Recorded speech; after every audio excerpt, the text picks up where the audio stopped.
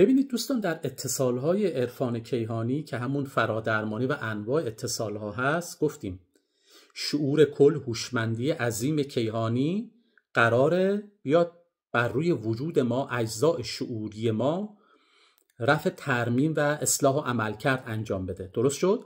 حالا اینجا این اتفاق چطوری انجام میشه؟ طبق شعور ذهن ماست. چرا میگیم تنها شرط شاهدی و تسلیمی باید رعایت بشه؟ چون اگه من شاهد نباشم، تسلیم نباشم، در ذهنم فیلتر بکنم، بگم نه نمیشه، مثلا نه نمیشه، ذهن من فیلتر میکنه. چون شعور کل قراره از طریق فیلتر ذهن من بیاد اجزاء وجودی من رو درمان بکنه. چرا؟ چون ذهن ما مدیریت سلول و بدن هست، یا کلا میگیم ستاد فرماندهیه. از طریق شعور ذهن ماست، از طریق ذهن ما تمام اجزاء وجودی ما داره مدیریت میشه. کالبد مدیریتیه، در دوره 1 گفتیم. درست شد؟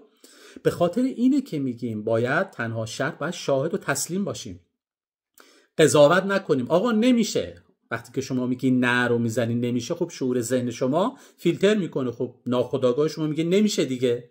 پس به خاطر اینه نباید قضاوت بکنیم و این رو رها بکنیم انجام بشه.